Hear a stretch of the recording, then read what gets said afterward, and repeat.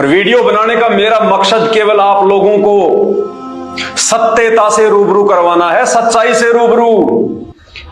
अगर रूबरू हो जाओगे और थोड़ा सा भी दिमाग पे जोर डालोगे और निष्पक्ष होके कि इस आदमी को क्या जरूरत है भाई इतना बोलने की, अगर ये बोल रहा है तो वास्तव में क्या सही है क्या गलत है, विचार करना चाहिए।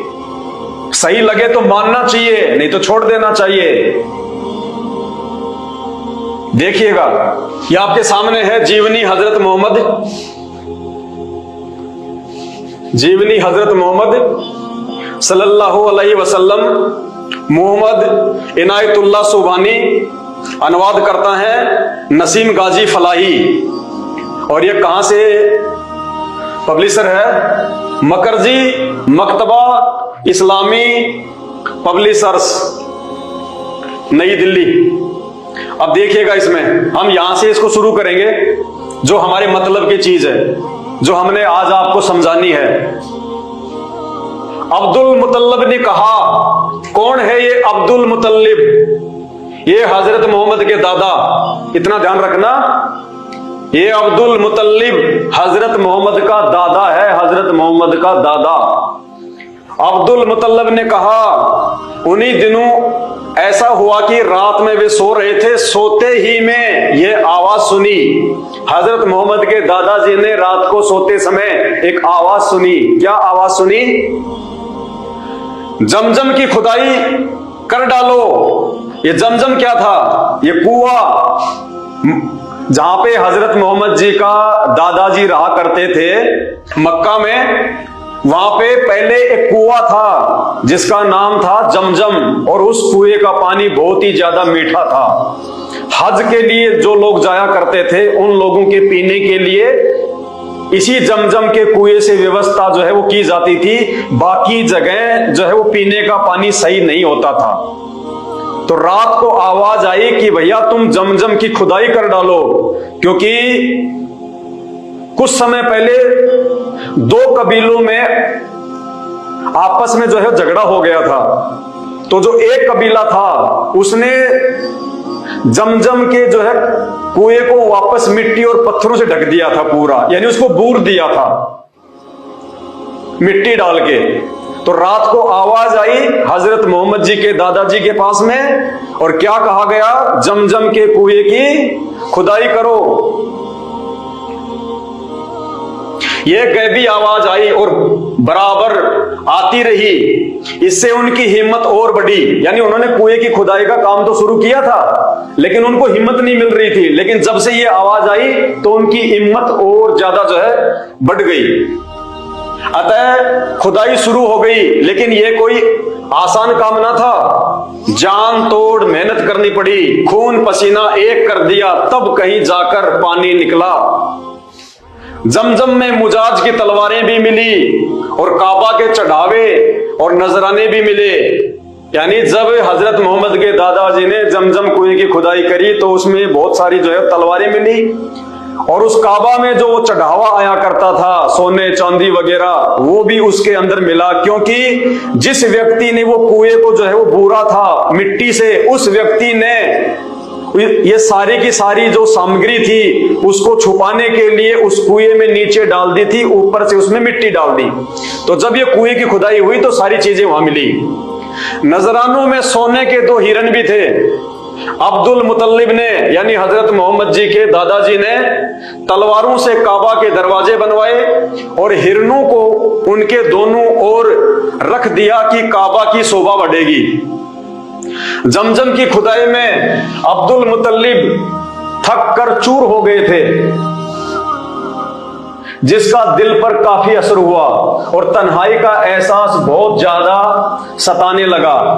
उस वक्त केवल एक ही औलाद थी जिसका नाम था हारिस, यानी हजरत मोहम्मद जी के दादाजी की केवल एक ही औलाद थी हारिस, जिस समय वो जमजम नाम के कुएं की खुदाई कर रहे थे। उन्होंने मन्नत मांगी और अल्लाह से दुआ की। हजरत मोहम्मद जी के दादाजी ने उस अल्लाह से जो है मन्नत मांगी। क्या मन्नत मांगी?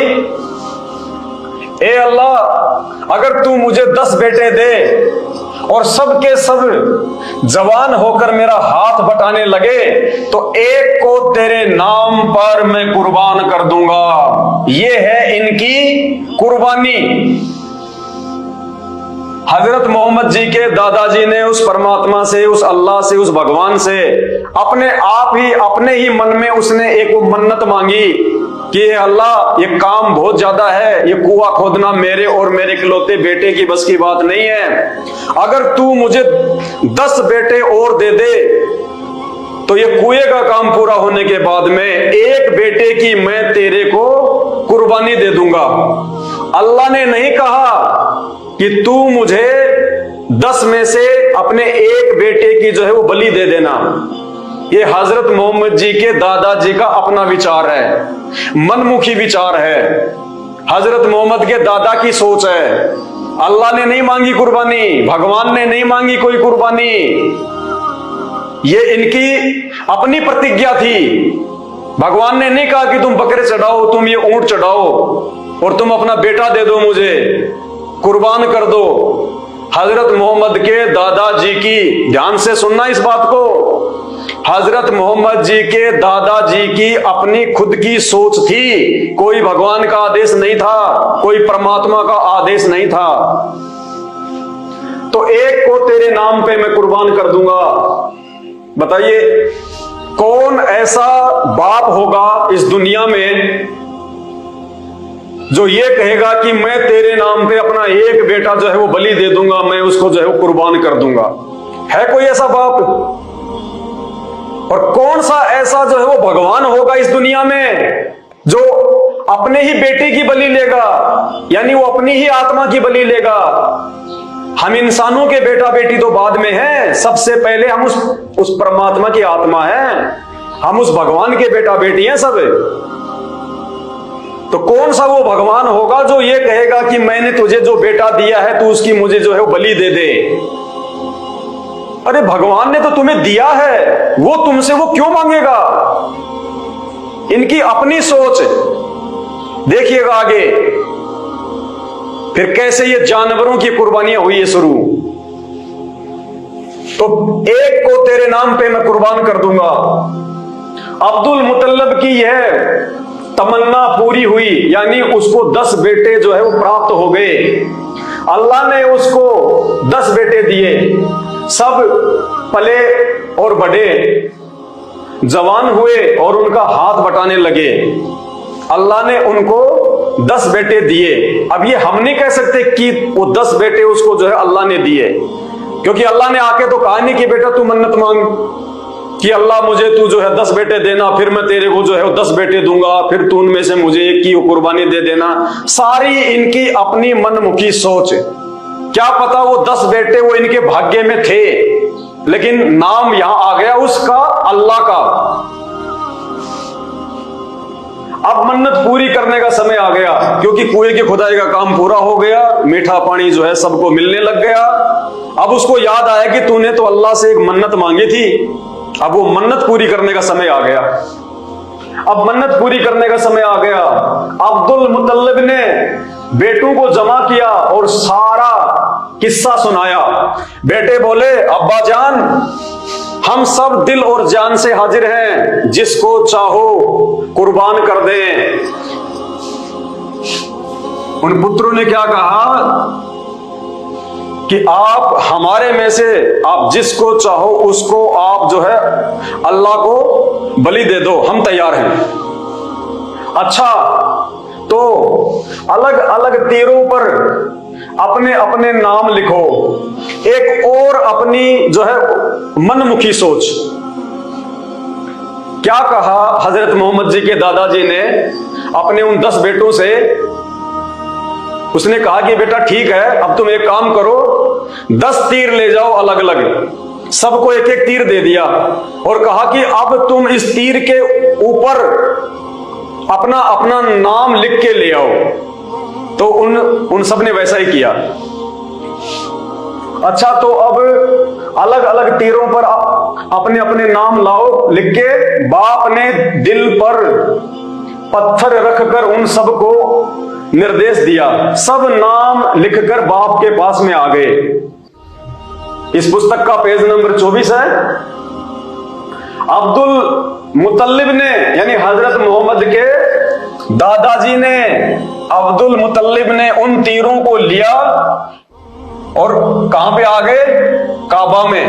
काबा जहां पे लोग ये हज करने के लिए जाते हैं, उस काबा में आ गए हजरत मोहम्मद जी के दादाजी 10 तीर लेके। अब देखना, मनमुखी काम सारा, अपनी तरफ से ये सारी प्रक्रिया, नाम उस अल्लाह का, नाम उस भगवान का, और सब काम इन्होंने अपने हिसाब से किए।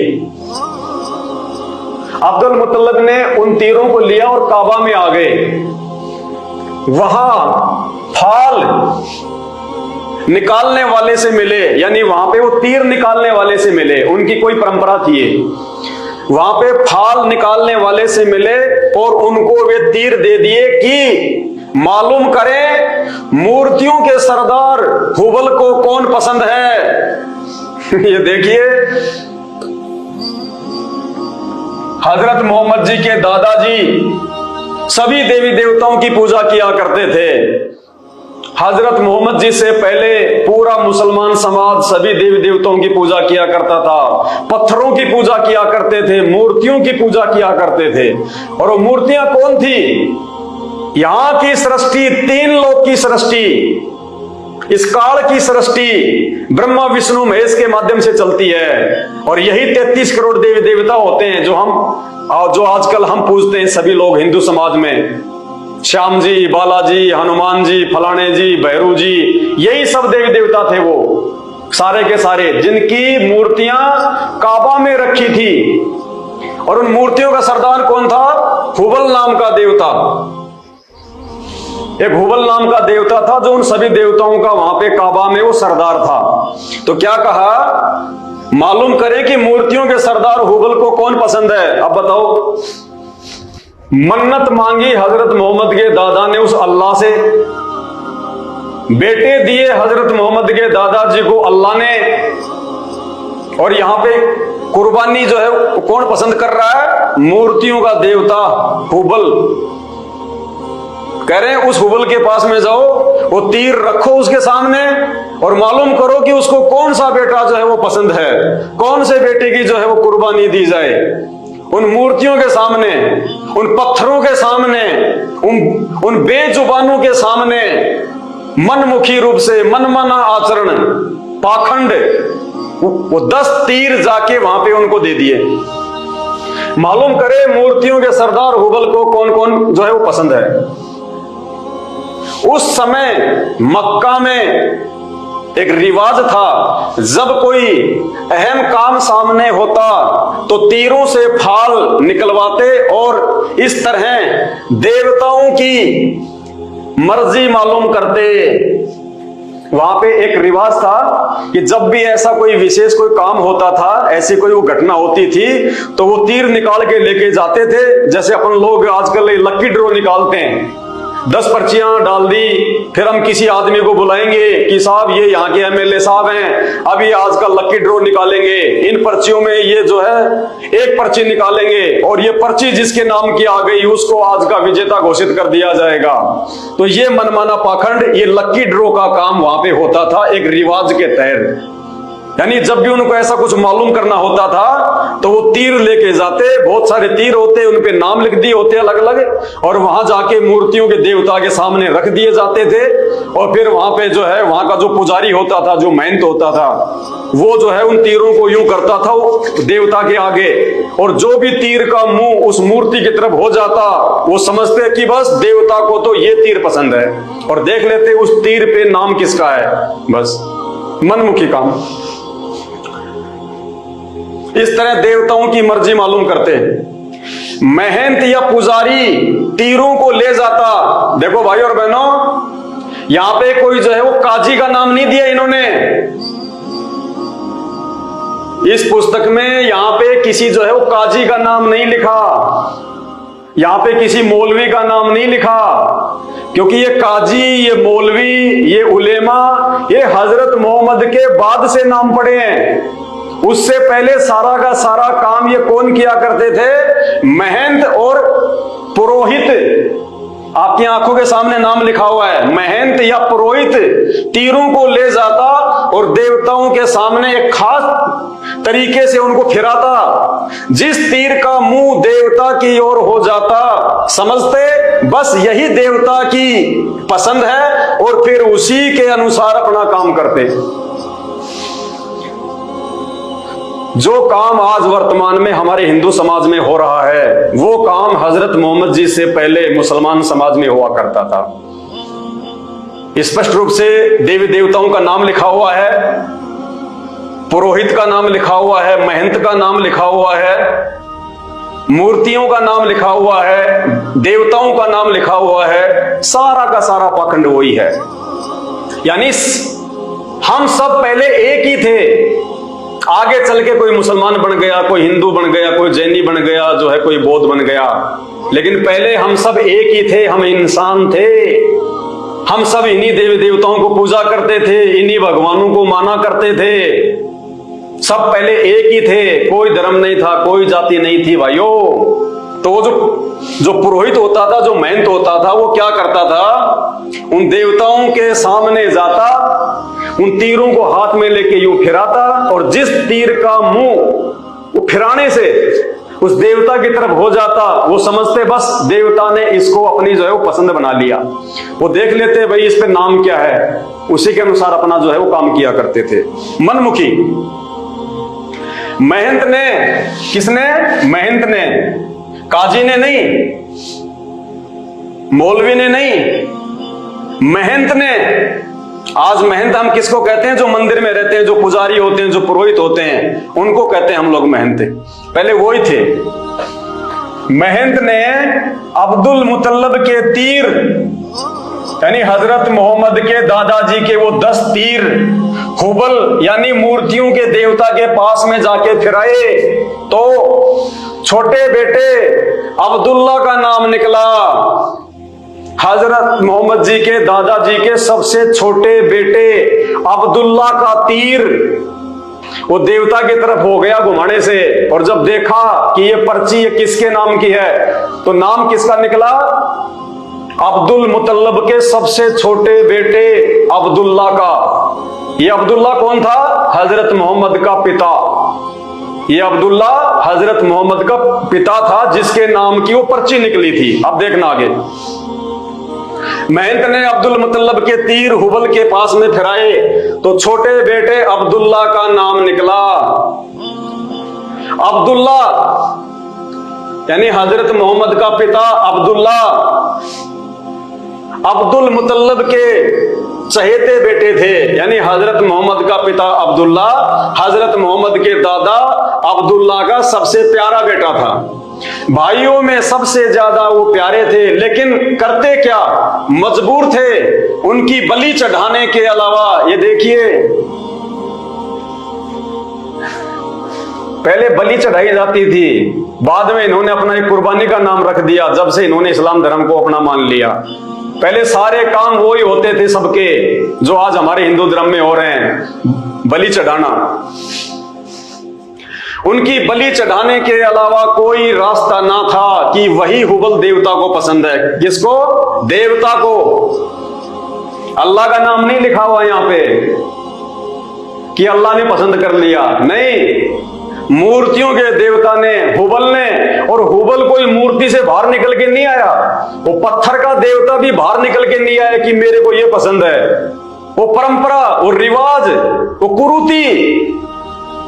उस पुजारी ने तीर फिराए, जिस तीर का मुंह मूर्ति की तरफ हो गया, उन्होंने सोच लिया हुबल देवता को ये पसंद है। सब मनमुखी काम, मनमाना आचरण, नाम भगवान का, नाम अल्लाह का, नाम उस परमात्मा का। ऐसे ये परमात्मा बदनाम हुआ है। अब्दुल मुतल्लिब ने बेटे का हाथ पकड़ा, लेकर जमजम के पास आए। जमजम वो कुआं जिसकी खुदाई के समय उन्होंने मन्नत मांगी थी कि जहां मैंने मन्नत मांगी थी वहीं जाके अपने बेटे की मैं जो है वो बलि दूंगा। तो अब्दुल मुतल्लिब ने, यानी हजरत मोहम्मद के दादाजी ने हजरत मोहम्मद के पिता अब्दुल्ला का हाथ पकड़ा, क्योंकि वो तीर उन्हीं के नाम का निकला था, और उसको लेके वो जमजम के कुएं के पास में आ गए। अब्दुल मुतल्लिब ने बेटे का हाथ पकड़ा, लेकर जमजम के पास आए। वहीं बली की बेदी थी। ये देखो बेदी, ये अपने हिंदू समाज में है ये शब्द बेदी। जिसको भी कुछ कुर्बान करना होता वहीं लाकर करता। इसाफा और नाइला के सामने की ये उनकी बड़ी देवियां थी। ये देखो देवियां। अब ये खबर चारों तरफ फैल गई, क्योंकि हजरत मोहम्मद का जो दादा था वो उस समय वहां का सरदार था। काफी लोग उसको जानते थे, उसको पहचानते थे। तो ये बात सबको पता चल गई कि भाई ऐसे ऐसे उन्होंने एक मन्नत मांगी थी और आज उनके सबसे छोटे बेटे अब्दुल्ला का नाम आ गया। और अब्दुल्ला सबसे छोटा था, सब उसको जो है वो प्यार किया करते थे। तो सभी लोग आ गए कि भाई आज तो अब्दुल्ला की जो है वो बलि दी जाएगी। लोग बड़े दुखी हुए। पूरा शहर, पूरे गांव वाले, हजारों की संख्या में लोग उसे जमजम के कुएं के पास में आ गए। ये बात को सुन के ये खबर लोगों के दिलों पर बिजली बनकर गिरी और जंगल की आग की तरह सारे शहर में फैल गई। जो जिस हाल में था अब्दुल मुतल्लिब की तरफ दौड़ पड़ा। देखते ही देखते सारे लोग जमा हो गए। जिसे देखिए उनकी जुबान पर यही था, नहीं नहीं, अब्दुल मुतल्लिब, अब्दुल्ला की बलि हरगिज ना दीजिए। सब लोग कहने लगे कि भाई अब्दुल मुतल्लिब, अब्दुल्ला की बलि मत देना, अब्दुल्ला की बलि मत देना। अब्दुल मुतल्लिब अजीब कश्मकश में पड़ गए। मैं तो मन्नत मांग चुका हूं, मन्नत पूरी करना जरूरी है, आखिर मैं करूं तो क्या करूं? अब्दुल मुतल्लिब ने अपनी बेबसी जाहिर करते हुए कहा। अब देखिएगा, अब वो जनता क्या बोलती है। वो जो लोग इकट्ठे हुए थे हजारों की संख्या में, वो क्या कहने लगे। लोगों ने अपनी तरफ से ही एक ऑप्शन निकाल लिया। उस अब्दुल्ला की बलि को बचाने के लिए वहां जो भीड़ इकट्ठा थी, उन्होंने अपनी तरफ से एक ऑप्शन निकाल लिया। ऑप्शन क्या था? अगर माल प्राण तुल्य बन सके तो हम राजी हैं। ऊंट कुर्बान करने से काम बन जाए तो उसके लिए भी तैयार हैं। जितने भी लोग इकट्ठा हुए थे उन्होंने देखा कि बेवजह लड़का मारा जाएगा, तो लोगों ने कहा कि अगर इसके प्राण तुल्य अगर और कोई चीज अगर दान कर दी जाए जो इस अब्दुल्ला के प्राणों के बराबर हो तो भी बात बन जाएगी। फिर किसी ने आवाज मार दी, अगर ऊंट कुर्बान कर दिया जाए तो भी चलेगा। भीड़ में से आवाज आई, अल्लाह ने आवाज नहीं मारी कि इसकी जगह किसी ऊंट को कुर्बान कर दो तो भी मैं खुश हो जाऊंगा, मैं राजी हो जाऊंगा। अल्लाह ने तो, उस भगवान ने, उस परमात्मा ने, वो दयालु ने, उस कबीर परमात्मा ने, जिसकी हम सब आत्मा हैं, वो हम सबको समान रूप से प्रेम करता है, चाहे गधा हो, चाहे कुत्ता हो, चाहे इंसान हो। वो शरीर नहीं देखता, वो अपनी आत्मा देखता है। उस अल्लाह ने तो उस समय भी नहीं कहा था उसके दादा को कि तू अपने 10 में से एक बेटा मुझे कुर्बान कर देना। वो भी उसके दादा की मनमुखी सोच। और यहां भी भीड़ में से आवाज मार दी किसी ने, मनमुखी सोच। भाई और बहनों, ये शैतान के काम है सारे, काल के। शैतान, काल, वो करवाता है सारे कुकर्म उल्टे, ताकि हम लोग सही भक्ति ना कर लें, हमारे जो कर्म हैं वो सही तरीके से ना हो, हम लोग अपने कर्म बिगाड़ते रहें और हम उस अल्लाह के, उस परमात्मा के जो है दोषी बनते रहें। सारी ये कुप्रेरणा, सारे उल्टे काम ये वो करवाता है। तो YouTube पे जब तक आप उनके द्वारा बताई गई सृष्टि रचना को नहीं पढ़ेंगे, नहीं समझेंगे, तब तक आपको किसी भी धर्म का कोई भी धर्म ग्रंथ समझ में नहीं आएगा। भाई और बहनों, 2 घंटे से मुझे थूक बिलोने का कोई शौक नहीं है। आप भी अपने कीमती समय में से थोड़ा बहुत समय निकाल के ये वीडियो देख रहे हैं, तो ये वीडियो देखने का फायदा उसी समय है जब आप संत रामपाल जी के सत्संग सुनना शुरू करें। क्योंकि आज इस पूरी धरती पर केवल एक ही परम संत है, बाकी कोई संत इस धरती पे नहीं है। और जितने भी संत हैं, ये धर्म गुरु हैं, इनको अपने स्वयं के धर्म के विषय में पूरी जानकारी नहीं है, इनको स्वयं के धर्म ग्रंथों के विषय में पूरी जानकारी नहीं है। हिंदू धर्म गुरुओं को गीता जी और वेदों के विषय में पूरी और सच्ची जानकारी नहीं है। मुल्ला और मौलवियों को मुसलमान धर्म के विषय में, कुरान शरीफ के विषय में, तौरेत, जबूर और इंजिल के विषय में पूरी जानकारी नहीं है। जितने भी पादरी और पास्टर हैं, इनको बाइबल के विषय में पूरी जानकारी नहीं है। सिखों को गुरु ग्रंथ साहिब के विषय में जानकारी नहीं है। ना ही बौद्ध और जैन समाज को अपने अपने धर्म ग्रंथों की जानकारी है। ये सारी जानकारी संत रामपाल जी ने सभी धर्म के मानने वालों को दी है। आपने उनके सत्संग सुनने पड़ेंगे और सत्संग सुन के आप विचार कीजिए कि आपको मानव जन्म क्यों मिला है। परमेश्वर कहते हैं, मानव जन्म पाए के जो नहीं रटे हरि नाम, और जैसे कुआ जल बिना फिर बनवाया क्या काम। ये 84 लाख योनियों से भिन्न एक मानव शरीर हमारी को केवल और केवल भक्ति के लिए मिलता है। अन्य योनियों में जाके महादुख भोगने से बचने के लिए मिलता है। और ये केवल उसी समय संभव है जब हम एक परमेश्वर की भक्ति करें। और एक परमेश्वर की जानकारी वर्तमान में पूरी पृथ्वी पे यदि किसी धर्मगुरु के पास में है तो केवल परम पूज्य सतगुरु रामपाल जी भगवान के पास में है। और जब तक आप उनके सत्संग नहीं सुनेंगे, आप उनके विचारों से परिचित नहीं होंगे, तब तक ऐसे ही आप अपना ये अनमोल मानव जन्म बर्बाद करते रहेंगे। और आज मानव जन्म में आप कितने सुखी हैं बिना भक्ति और भगवान के। और कल को जब ये शरीर छूटेगा, हम 84 लाख योनियों में जाएंगे, उस समय हमारे साथ में क्या बीतेगी। आज आप एक गधे का जीवन देख लीजिएगा, आज आप एक बैल का जीवन देख लीजिएगा, कितना महादुख भोगता है। सारा दिन खेत में चलता है, गाड़ी में उसको किसान जोतता है। एक गधा सारे दिन ईंट के भट्ठे के ऊपर कितनी मेहनत करता है, सारा दिन ईंटें ढोते रहता है।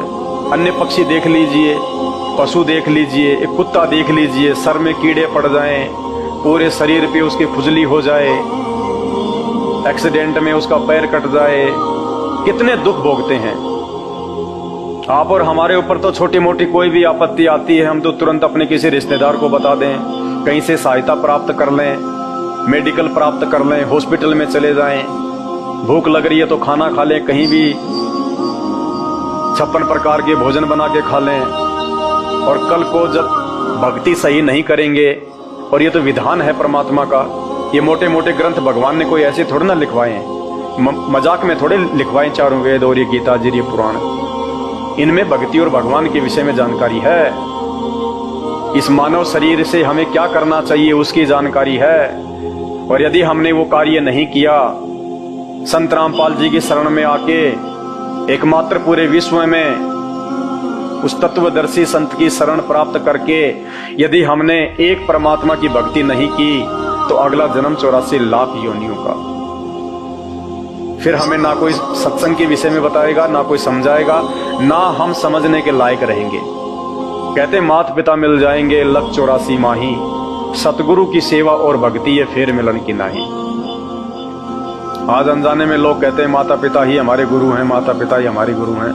बहुत अच्छी बात है, वो भी गुरु हैं, उन्होंने भी आपको जीवन जीना सिखाया है, बचपन में आपको शिक्षाएं दी हैं। लेकिन बिना आध्यात्मिक गुरु के वो माता पिता भी मरने के बाद 84 लाख योनियों में जाएंगे और आप भी 84 लाख योनियों में जाएंगे। वहां पे ना आपको माँ बचाएगी, ना आपको वो पिता बचाएगा। तो ये परम पिता परमात्मा इस धरती पे प्रकट है, सबका पिता है, सबकी माँ है। ये हमें सत्य आध्यात्मिक ज्ञान देके 84 लाख योनियों से भी बचाएंगे। और इस शरीर में रहते सहते यदि हमारे ऊपर कोई संकट आना होगा, कोई परेशानी या कोई दुख आना होगा, हमारे कोई प्रारब्ध का, हमारे कोई पूर्व जन्मों के कुकर्मों का, उसको भी संत रामपाल जी अपनी भक्ति से काटने में समर्थ हैं। आपके ऊपर वो कष्ट नहीं आने देंगे यदि आप उनकी मर्यादा में रह के भक्ति करेंगे। तो मेरी केवल आपसे विनती है, आपसे प्रार्थना है, मैं आपको केवल समझा ही सकता हूँ, बता ही सकता हूँ, जानकारी ही दे सकता हूँ। बाकी प्यास आपको होनी चाहिए, भूख आपको होनी चाहिए, तभी आप उस चीज को प्राप्त जो है वो कर पाएंगे। तो आज के वीडियो में केवल इतना ही। आगे फिर परमपिता परमेश्वर के आशीर्वाद से आप सभी भाई बहनों के मार्गदर्शन के लिए वीडियो आते रहेंगे।